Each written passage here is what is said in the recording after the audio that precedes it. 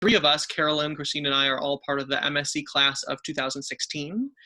So we are very excited to be here to speak with you all today. I'll let Christine and Carolyn introduce themselves as well. I work right now in the leadership development space. I'm the founder and executive director of the Leadership Laboratory. So I'm a leadership and organizational development consultant. It's a long and very unnecessarily fancy title, which essentially means that I work with teams and leaders all over the United States, from all different types of organizations, from startups to Fortune 500 companies, helping people really get to be where they want to be from a leadership development perspective. And I'm looking forward to sharing a bit more about how I leveraged the MSc program to make that happen. So Christine, will let you share next, and then Carolyn dive right in. Yeah, I'm Christine Gardocki. I am a consultant with CCS Fundraising, which is a strategic consulting firm that partners with nonprofits to elevate the work that they're doing around the world, but primarily in the United States as well. And my entire career has been in the nonprofit space. I've been a frontline gift officer. I've worked in communications, and now on the consulting side, I'm partnering with leaders at a lot of different organizations to connect more with their donor base. And I'm using a lot of what I learned in the MSc program as I'm coaching people through their fundraising challenges. So yeah. Welcome, everyone. And Carolyn, if you want to share a little bit about yourself as well. Yes. Hi, everyone. I'm so sorry for this. Hopefully I can find a way to access this. But yeah, so like Jacob said, I was also part of the class of 2016. And I've had a bit of a winding road. When I did the program at Northwestern, I was at a startup who was really just figuring out what communications meant for them. And so I was able to help them build out an internal communications program and eventually build out a client communications consulting practice. After that, I went into consulting for a few years and actually came back to the MSc program to talk about that experience in that firm. And now I work at Google in their sales team, actually doing external communications, PR, and thought leadership for their sales executives as of January. So we're building out this new program, and it's been really gratifying work. So yeah, I'm excited to tell you guys how I've leveraged MSc in those different contexts, and especially right now in these really interesting times to be doing thought leadership. And yeah, just excited to be here. Yeah. Thanks, everybody. That's terrific. And then just by way of introduction as well, my name is Toby Cordelieu. I'm the Director of Enrollment Management currently for the MSc program, managing the admissions and marketing efforts of the program. And I'm also an alumni from the class of 2012. Super excited for the three of you to be here with us today. Thank you so much. And we're going to talk for the next 20 minutes or so, half hour or so, about your experiences in the program, and then leave a little bit of time at the end for any of our guests to ask some questions as well. Thank you for your introductions. I'm going to ask you to go back in time a little bit as well and provide a little context for us in terms of what was happening in your worlds when you were thinking about or decided that grad school was something you needed to consider strongly or do. What was happening for you professionally that made you say, yeah, I think grad school is a time? And then how did you end up at MSc in particular? So Christine, do you mind? Yeah, I can start. So I was working at the Rotary Foundation. I'd been there a while, and I was kind of looking forward into my career and seeing where I wanted to go, what types of roles I wanted to be moving into in the next 5 to 10 years, I would say, and what skills I was going to really need to be learning and practicing now so that I could set myself up for future success. And I'd been out of undergrad for a number of years at that point, and I really felt like, at that time I was ready to go back to school. I was ready to get a little bit more specific in my studies. I have a bachelor's degree in English literature, which is super duper great degree, but very broad, not super specific. And I wanted to learn more about the strategic communication space, and then also how to really be a leader in organizations. And I think that one of the things that made me choose the MSc program is that it does have a nice balance. So you have those communication classes, like I took a marketing class, which I really enjoyed. It's not my background, but it also has those leadership development classes that are really important, especially as you're looking to move into a leadership role in the future. That's terrific. Thank you. I have an undergrad in history, which is also an incredibly broad degree, and I'm not necessarily using it professionally, but it's incredibly valuable, I think, as well in terms of, like you said, the breadth of what that prepares you for widely. What about you, Jacob? What was happening in your world that made you think grad schools? Yeah, a lot of individuals use grad school as sort of an opportunity to pivot or to learn some additional information. I had been working in sort of the advertising and marketing space and was really interested in getting even deeper into the learning and leadership development space. So I've been doing that work internally and thought that an opportunity to explore the science behind human behavior, behind organizational development would be really great. And specifically, one of the reasons that I was drawn to the MSc program was the depth of experiences and the breadth of experiences that the other cohort members had.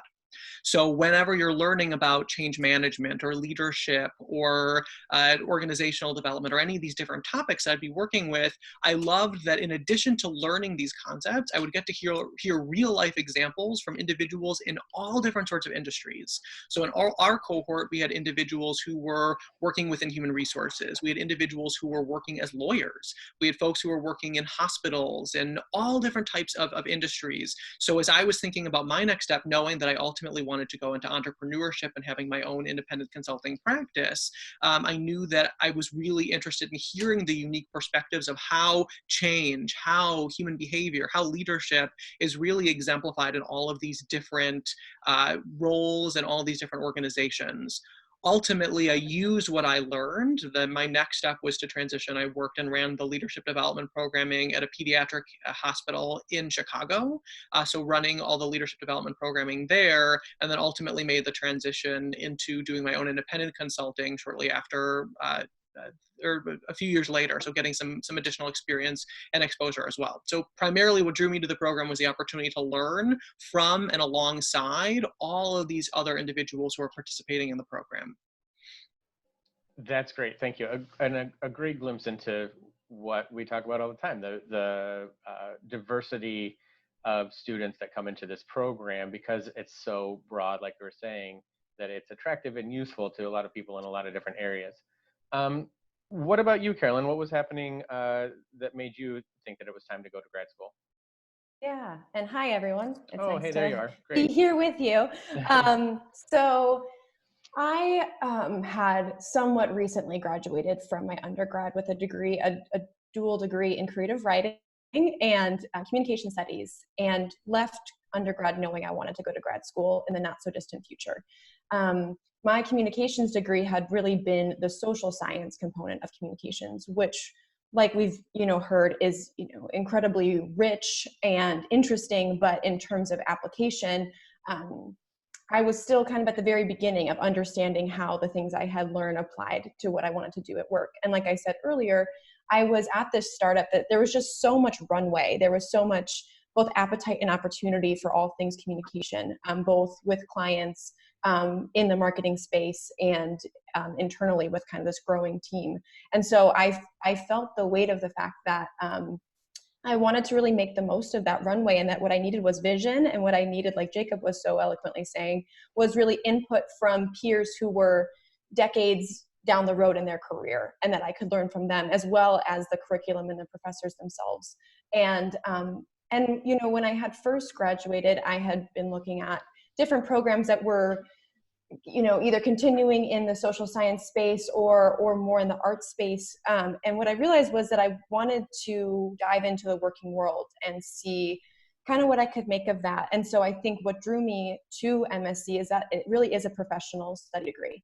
and that it really is application based. What I tell people all the time about the program is you're much more likely to read a Harvard Business Review or a case study than you were to open a textbook, which I think was, or have, conversation or do a group project with your peers, as opposed to, necessarily listening to just research alone.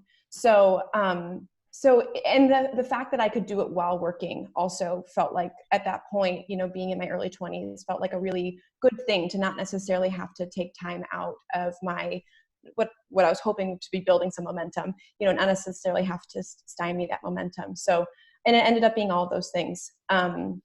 And really helped catapulting me into consulting, where I mean, MSc is really where I learned about the notion of change management. I don't know that I had heard that phrase before. I came to MSc, I was probably behind the 8 ball on that.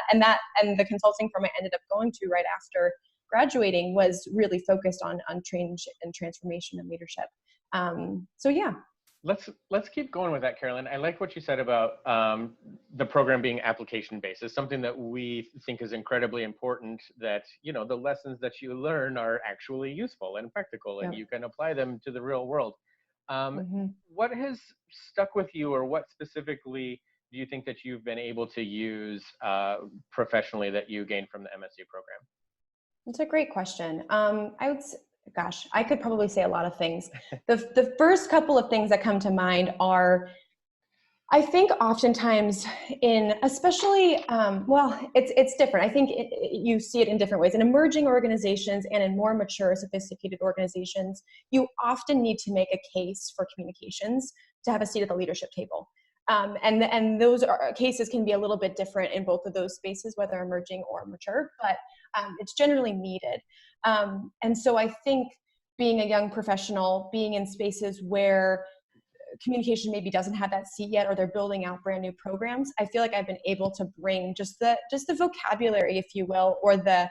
So that was my question to Mr. General Staff.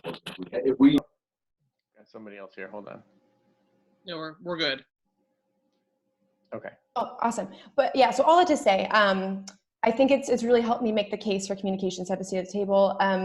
I think also, to Christine's point, there were so many electives I took where I feel like I've pulled out pieces. Like, I will never forget, I took this economics course in MSc.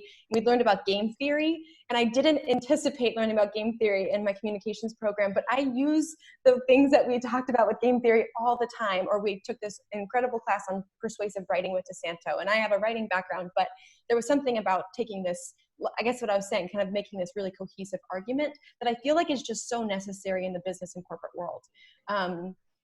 And then I think the fourth thing was helping have a vision for myself around how I could show up as a communicator and hopefully help move forward in the midst of a lot of complexity. I think I often say that my superpower is being okay with ambiguity in a way that most of my colleagues and peers aren't, and I think MSc helped me sharpen that or develop that muscle. Great. I think we're going to put that on a flyer. I'm okay with ambiguity. Yeah. I think that's a great marketing campaign now. Christine, how about you? Lessons that you've been able to directly apply? Similar to Carolyn, I pull from a lot of different things that I learned in, I would say, all of my classes. Like, for example, just the other month, I had to write a pretty intense brochure for one of my clients. I used persuasive writing techniques that I learned in DeSanto's class. I used some things that I learned in the marketing class, the working remote. I'm learning, I've been pulling from a technology class that I took. So I use a lot of different pieces, I would say, from the MSc program. Another thing that I've been applying a lot is one of the classes that we took was a networking class. I think it was like understanding and leveraging your networks. And I think for me as a fundraiser, that was particularly useful because that's really how a lot of donor relationships are built, is through networking. Having a framework and having a strategic approach with my own personal network, and then also working with my clients on how they can approach their networks has been really helpful. And I've applied that a lot, I would say, in my career and in my work since the program. It's really interesting. So the current class is taking their Understanding and Leveraging Networks course right now. And I've been kind of sneaking in, well, of course, it's all virtual right now, but I've been sneaking in on Saturday mornings to listen in and get kind of a refresher. And it's so fascinating. It's so much more than, you know, being nice and collecting business cards at a cocktail party, right? It's understanding really how information moves within the networks that you're a part of. And so that's a great lesson to take away. Thanks for sharing that. Yeah. How about you, Jacob? What has stuck out for you that you've been able to use the past few years? Yeah. I used to always joke that more than almost anyone else in the program, I constantly am using this information. As a leadership development practitioner, I'm always facilitating, and I feel like I'm always going back to research. In fact, I've got books and recommendations all sort of around the room that I'm in right now alone with things that I've been using when I'm coaching individuals, when I'm leading teams or workshops or those sorts of things. One of my favorite things was that I would always say that whenever we would have class on Saturday, we could apply every single thing that we had learned immediately when we got to work on Monday. So many individuals who were working at that time, there was that immediate application. For individuals who weren't working, they were still finding ways to use it in their personal lives or in their professional ambitions as well. I took a course that really stuck with me that was taught by one of the professors. Her name is Michelle Shoemate, and she taught a class called Nonprofit Leadership. I had not worked in nonprofit. Most of the organizations that I worked with at that time were more startups, although I had worked with some nonprofits as well. And in addition to the content being something that really stuck with me, one thing that I thought was really fascinating and that I consistently speak to was her process for facilitating. So she had laid out, when we first got to class, she gave everyone a syllabus that had all the information about what we were expected to be learning and what she had planned to learn. And what she did was she had every single person in the class go around and share what they wanted to get out of the class, what their goal was. What I didn't know at the time is that this is what's referred to as backwards design theory, which is how I design all my workshops. You start out by saying, what is your goal? What do you want to accomplish? And then you work backwards, why it's called backwards design theory, to build out the curriculum or the program. So she had a formal version of that sort of in play in terms of what she was looking for. And once we went around and shared what our goals were on the whiteboard in front of us, she actually redid the curriculum. About half of the content actually was staying the same, and half of the content was going to be totally different. It was new things that she was going to build based on what she was looking for. So when you think about the type of program or learning environment that you will be entering, that, I mean, is any indication, is just the level of customization that they put into the program, I think, is so huge. The intention is to make sure that you are getting out of the program and your grad school experience what you are looking for and accomplishing the goals that you are setting out. So as long as you've taken a little bit of time to think about what your goals might be and determining what you can use this program for, you will be set up for success. When Toby had asked me to participate today and had asked if I could think of some other individuals to bring along with me, I thought Carolyn and Christine would be perfect because there's some similarities in terms of what we do, the three of us, but it's also so different. We each came in with very specific goals and mindsets about what we wanted to get out of the program. And as a result, we were able to use the program from our electives, from the types of questions that we asked, from the networking that we did in totally different ways to make the process and experience work well for us.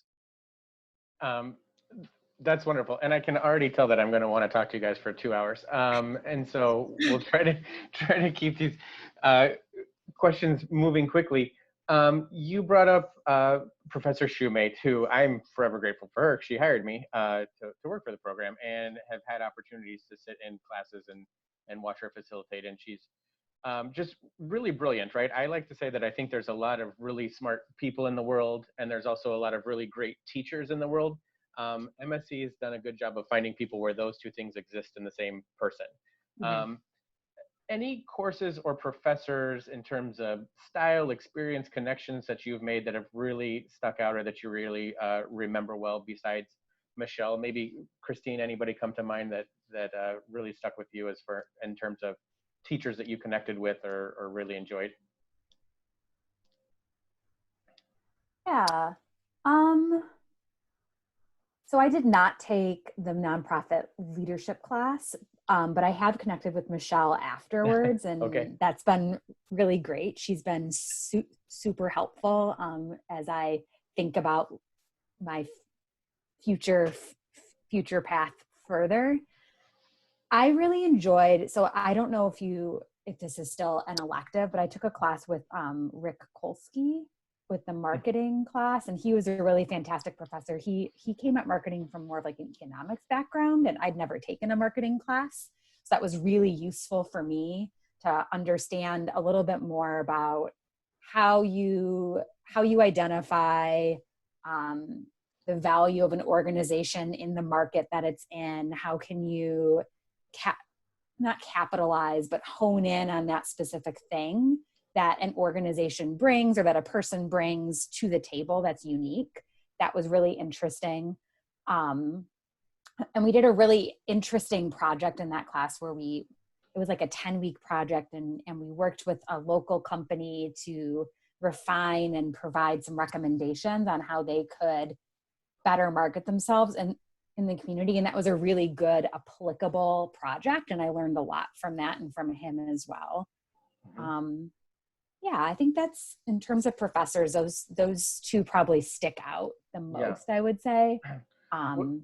What about you, Carolyn? Have you been able to stay in contact with any faculty, or any courses specifically stick out as particularly memorable for you?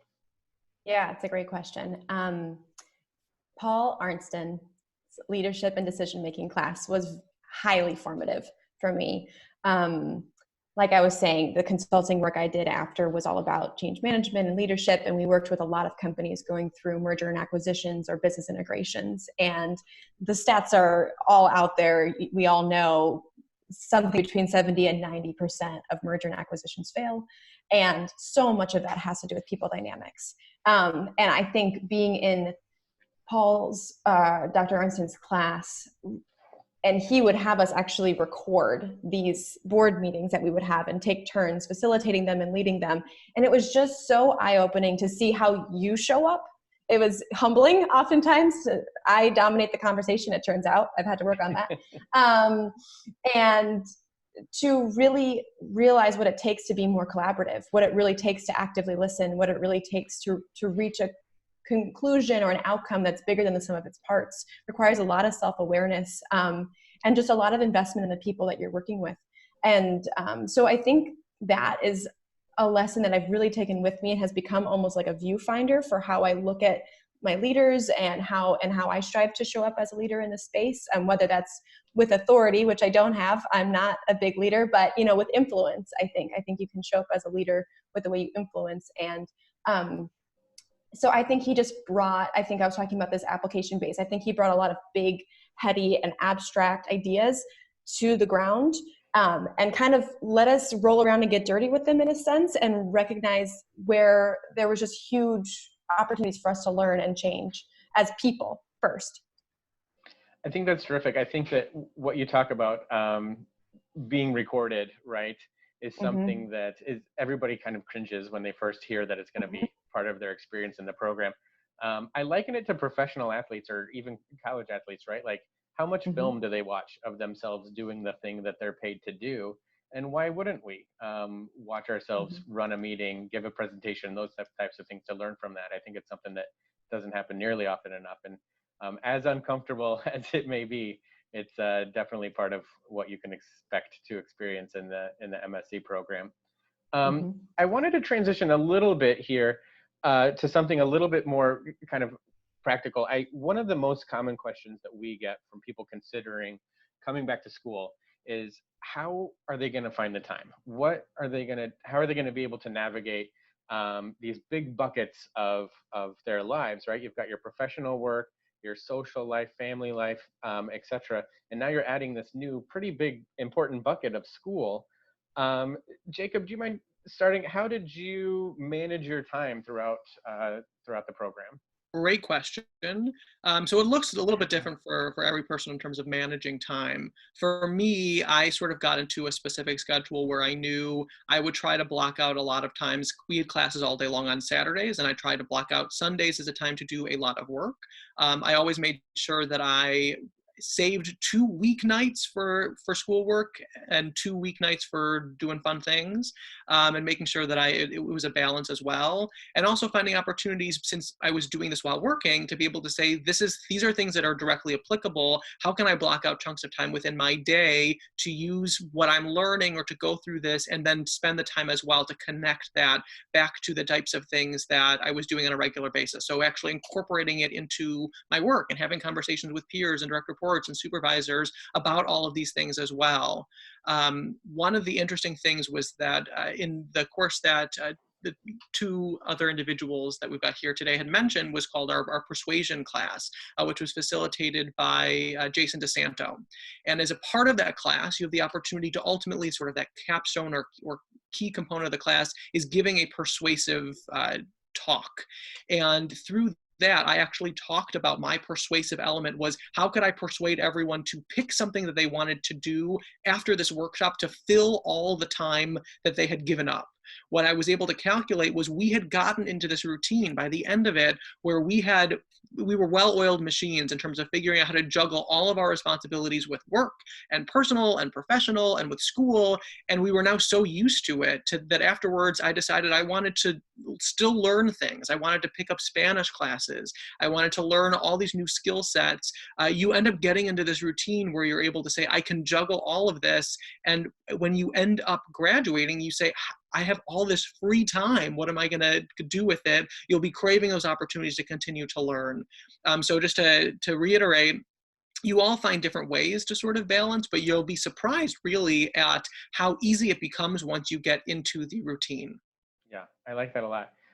Before I ask Christine and Carolyn to comment, we're going to have a little bit of time for questions after this. So if anybody does have any questions for our alumni, feel free to use the chat function and start submitting any questions that you might have.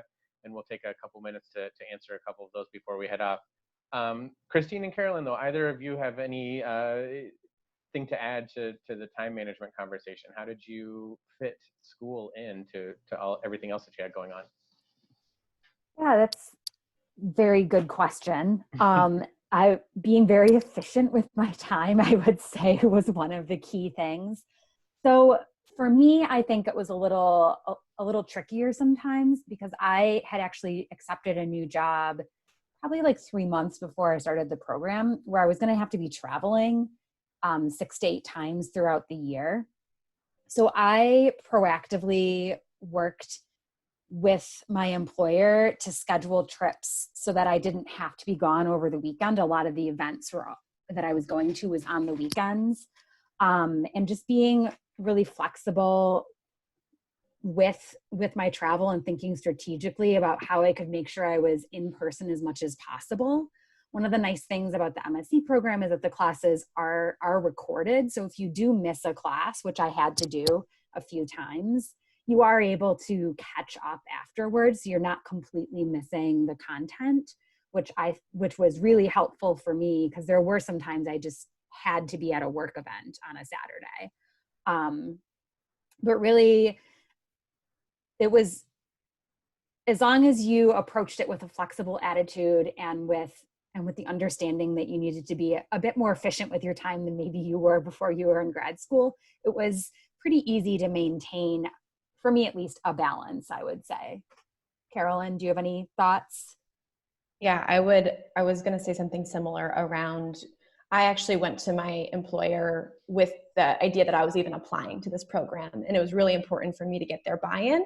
I was working for the startup, like I said, so it's not like they could financially support me, but the way that the program was then, we did like this intercession week. And so I requested, like, could I have a week of time to do this program without having to take vacation? And they supported me in that way. I think probably once a quarter, I took like a personal day to actually just like get caught up in work, and they were supportive of that. So, I mean, I know I'm extremely lucky in how flexible my employer was with that, but I guess as much as you can bring your manager or even like senior leadership into this decision, into this process, help them understand the value of the education that you're getting and what you want to bring to the company for them, I think the more flexible they'll be with you, ideally. So yeah, and then everything that Christine and Jacob said around efficiency of time, creating routines, blocking off, nights of the week that you dedicate for that. All of those are exceptional tips. Yeah, I think that's great advice. The creating a routine and getting buy-in in particular. When I was, so my second child was born 2 weeks before orientation when I was a student. So I don't do that is my recommendation, but it's, the time management is certainly a concern, and getting buy-in from not only your employer, but friends and family, and telling the people around you, like, I'm going to be gone on Saturdays. I've got night things, and just making sure that everybody understands kind of what it is that you're getting into, because you're not doing this in a vacuum by any means. We have a couple questions coming in. Oh, did you have? Yeah, go ahead. I will say, Toby, that one of the nice things about having a Saturday only program is that I feel like everyone in the cohort like bonds together, and you're like, oh man, we are here. We are every Saturday, like this is our thing. And it's like a big community builder, I think. Yeah, I think you're exactly right. I think that in the beginning, you kind of look at the calendar and you see that 37 Saturdays marked off for the next year. It's a little intimidating. And then I don't know if it was the same for you, but by the end, you're like, you're really going to miss coming to see your new friends every Saturday, right? And the time filling that Jacob talks about at the end for me was a lot of staying connected with the classmates that I wasn't getting to see every Saturday. We have a couple questions coming in. Andrea asks, first she says, thank you for your time and insights. But what was the greatest challenge for you that you encountered as students? What was difficult?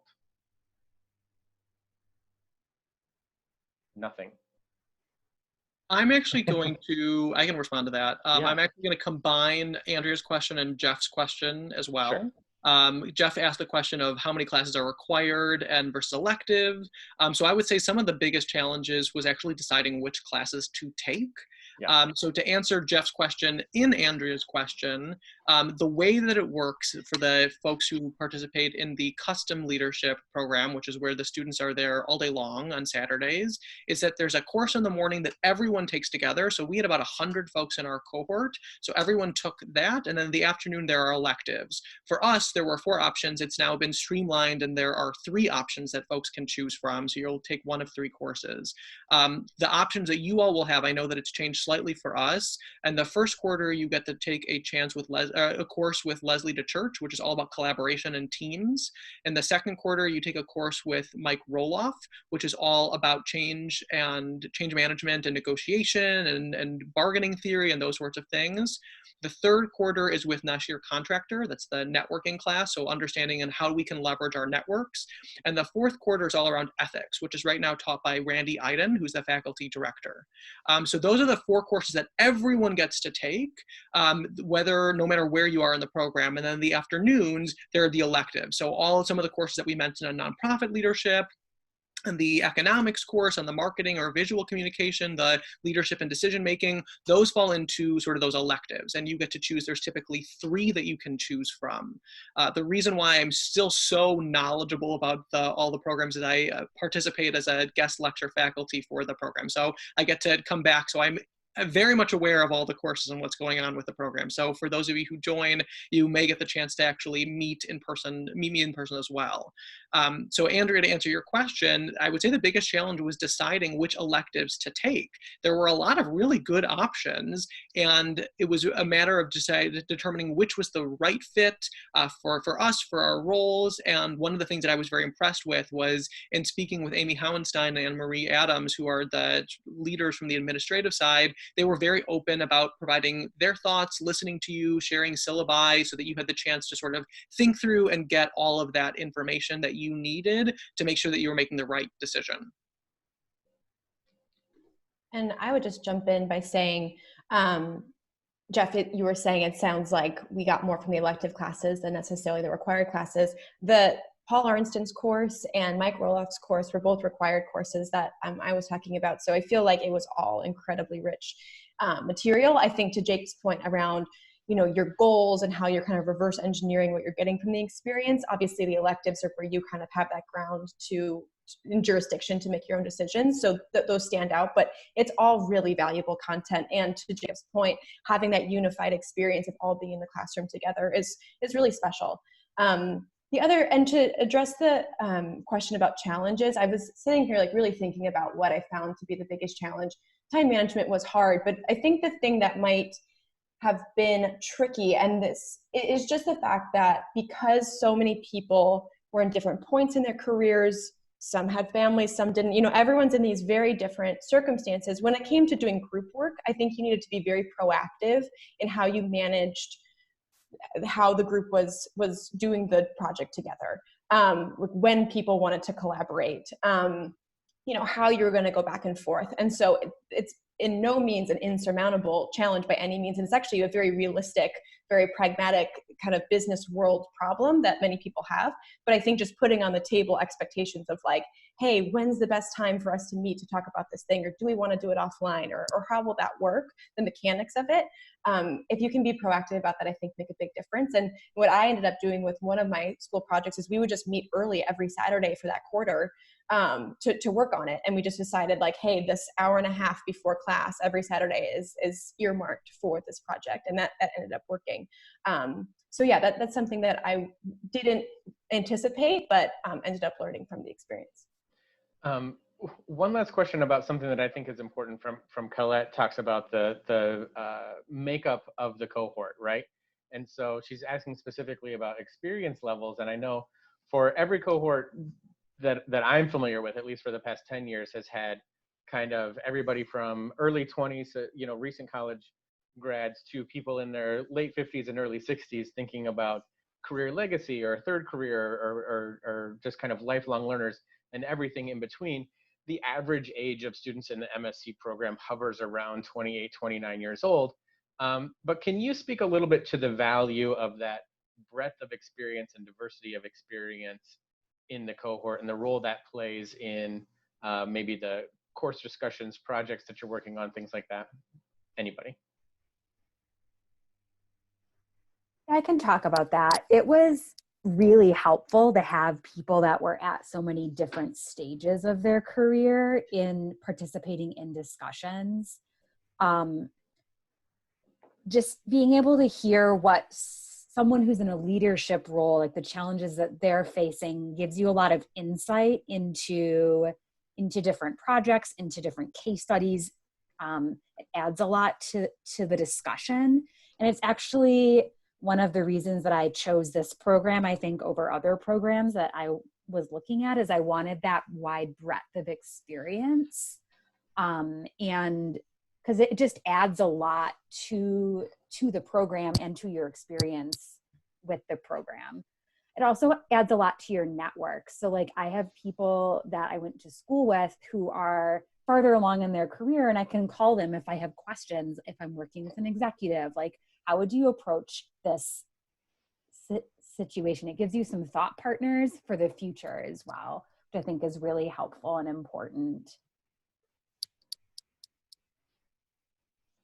Just to add to that, one of the things that's really nice about the program, and I've incorporated sort of this mindset into the way that I facilitate, is that the program is designed in a way to honor and respect the tenure of experience in the room.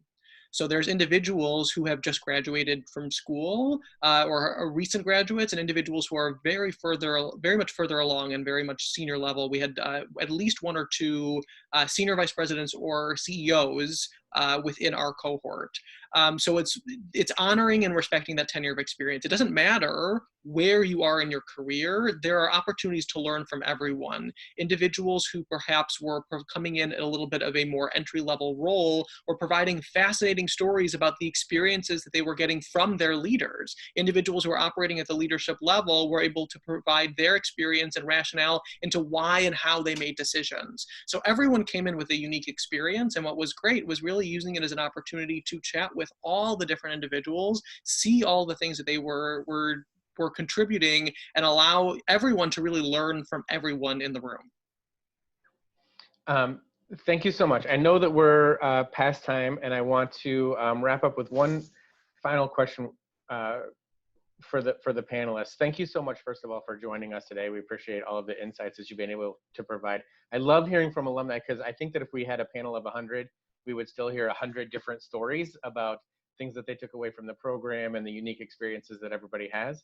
But I'm going to ask you to share a piece of advice that you would have for somebody that is getting ready to start in the MSc program. What is something that you would like to share with anybody as far as advice or things to consider as they begin on this journey potentially next fall? And I'm going to ask Carolyn to start. It's a little bit cliche, but I mean it. You get what you get from it, what you give to it.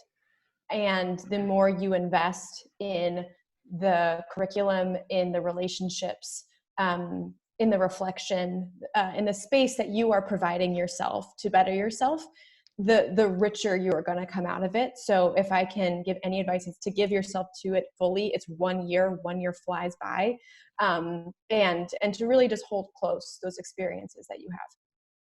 That's great. Thank you. Christine? I think I'm gonna have to echo a bit what Carolyn said as well, is like, give as much as you can to it, because you will get a lot back. I also think it's important, at least for me, to really think about grad school as like, what are ways that you can challenge yourself to learn new things, and what are ways that you can push yourself to embrace new ideas or new directions. I think that's a huge part of the reason why you go back to school. So if you find yourself thinking about programs or classes that you have a lot of knowledge in, like maybe consider something that's a little different, so that you're expanding your knowledge base and enriching yourself in some way. That's terrific. I think there's a theme so far of do as much as you can in a short, because it is a short amount of time. Jacob? When I teach on decision making, one of the things that I always say is that the most important part of any decision making process is knowing your goal. Once you know the goal or the outcome that you have, every decision that you make will be in alignment with accomplishing that goal. So when you think about entering this program, I would make it pretty clear to yourself about what it is that you want to accomplish out of the program. Is it that you want an expanded network? Is it a skill that you're looking to learn, an experience that you want to have? Actually make a list, write it out, and at the beginning of every quarter, or even throughout every week if you'd like, go ahead and look and say, what am I doing this week to make sure that I'm accomplishing that goal? How is the course that I'm going to be taking, the people that I'm sitting with at lunch, how am I making sure that I am doing everything that I can to accomplish those goals? So the clear goals and intentions that you can lay out for yourself at the beginning, the more likely that you can create an experience for yourself that accomplishes it. So I would take some time right now as you're considering the program, and as once you're accepted and thinking about your next steps, to actually go through and determine what are the things that you want to gain from this program, and then start to figure out how you can make that happen. Great. I think that's great advice. I would an addendum to that too is that it's not uncommon for an individual's goals to evolve as they move through the program, right? And so the dream job that you had in mind as you apply to the program might turn into something else as you meet a classmate that's doing something that seems incredibly fascinating to you. And so watching those goals, kind of the goalposts move as you move through as well, which is completely, like I said, common, understandable, and acceptable. So thank you, all three of you, so much for joining us today. Like I said, I've learned a lot. I know the people on here have as well. Unfortunately, there's a couple questions that we haven't had a chance to get to. I just put our email address, msc@northwestern.edu, into the chat. Please feel free to send us a note, and we can continue this conversation offline as everybody moves through their decision-making process and considering the program. But again, the information that the three of you have shared with us today has been incredibly helpful. Thank you so much. I'm going to go ahead and sign off. If anybody, like I said, has any other questions, please feel free to reach out to us through email. And otherwise, have a great rest of your day. Thank you again. Of course. Thank you. It was Thanks nice to meet you all. Bye. Bye.